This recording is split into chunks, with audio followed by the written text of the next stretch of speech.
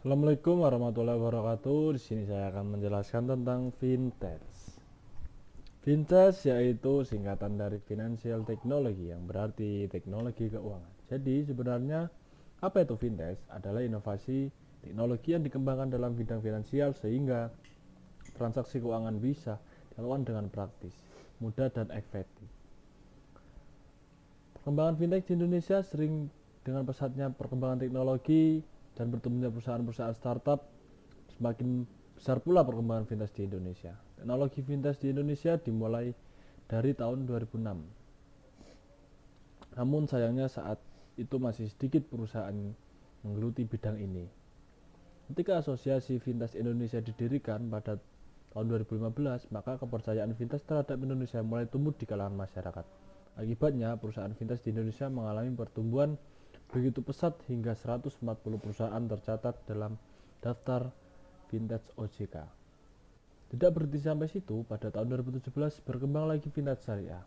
Fintech syariah prinsip Islam, oleh karena itu lahirnya Asosiasi Fintech Syariah yang menaungi fintech syariah di Indonesia. Dasar hukum fintech di Indonesia. Penerapan fintech di Indonesia telah diatur oleh pemerintah melalui penerbitan regulasi Bank Indonesia. Selengkapnya berdasarkan tentang dasar hukum fintech yaitu sebagai berikut. Yang pertama, Surat Edaran Bank Indonesia nomor 18/22 DKSP mengenai penyelenggaraan layanan keterangan digital. Yang kedua, Peraturan Bank Indonesia nomor 18/17 PBI 2016 mengatur segala hal terkait uang elektronik. Manfaat fintech di Indonesia. Yang pertama, transaksi keuangan jadi lebih mudah. Poin pertama, manfaat fintech adalah transaksi keuangan menjadi lebih mudah. Ketika akan melakukan transaksi finansial, Anda tidak perlu lagi ke rumah atau pergi ke bank untuk melakukannya. Hanya melalui ponsel pintar, segala aktivitas keuangan bisa diselesaikan.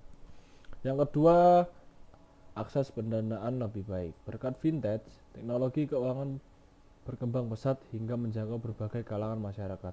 Hal ini mengakibatkan semakin banyak orang memahami cara mendapat bantuan pendanaan untuk menunjang kegiatan-kegiatan harian mereka. Yang ketiga, tarif hidup masyarakat meningkat.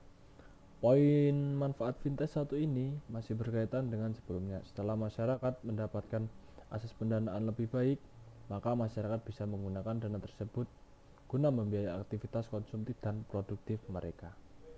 Yang keempat, mendukung inklusi keuangan. Manfaat fintech yang keempat adalah mendukung peningkatan inklusi keuangan. Yang dimaksud inklusi keuangan adalah keterlibatan masyarakat dalam transaksi ekonomi mulai jual beli, iuran, sampai simpan pinjam.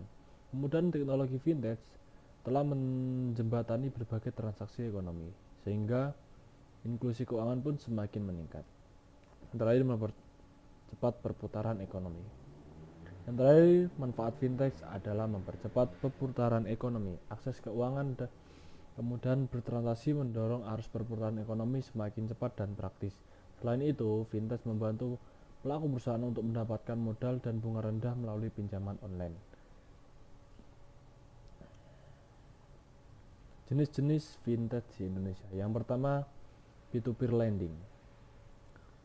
Jenis pertama yaitu P2P lending, jasa keuangan yang menyediakan peminjaman dana atau modal usaha untuk memenuhi kebutuhan. Yang kedua, crowdfunding.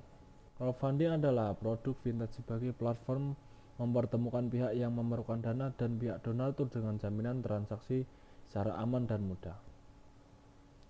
Crowdfunding tak hanya dimanfaatkan dalam pengumpulan donasi saja, namun juga diterapkan dalam pengembangan usaha untuk menemukan investor dan pelaku bisnis. Yang ketiga, e-wallet. Jenis fintech yang berikut adalah dompet digital atau disebut dengan e-wallet. Produk fintech satu ini berperan menyediakan tempat menyimpan keuangan secara teknologi bagi penggunanya.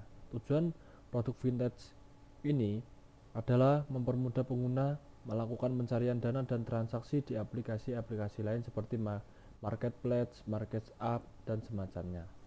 Yang keempat, microfinance. Microfinance merupakan layanan perusahaan fintech yang membuat masyarakat kelas menengah ke bawah untuk menunjang kehidupan dan keuangan melalui penyediaan layanan finansial. Yang kelima, payment gateway. Jenis vintage ini merupakan sistem vintage yang melakukan otorisasi pembayaran melalui transaksi online. Contoh vintage dalam payment gateway ini yakni PayPal. Yang keenam, investasi. Seiring berkembangnya vintage, proses investasi dapat dilakukan secara mudah. Banyak instrumen investasi bermigrasi melalui aplikasi online sehingga investor dengan mudah menanamkan modalnya. Yang ketujuh, bank digital. Jenis vintage yang terakhir adalah bank digital, yaitu bank yang 100% transaksinya dilakukan secara digital melalui pendaftaran rekening sampai manajemen asetnya. Bank digital merupakan berbeda dengan mobile banking karena dalam transaksinya mobile banking masih berkaitan dengan bank offline, sedangkan bank digital 100% transaksinya elektronik. Menurut saya vintage sangat berguna bagi pembisnis karena jenis-jenis wallet dapat bisa membantu pembisnis melakukan transaksi dengan mudah seperti pembisnis online dan lain sebagainya. Terima kasih, saya Muhammad David Anwar, NPM 220010811331. Terima kasih. Wassalamualaikum warahmatullahi wabarakatuh.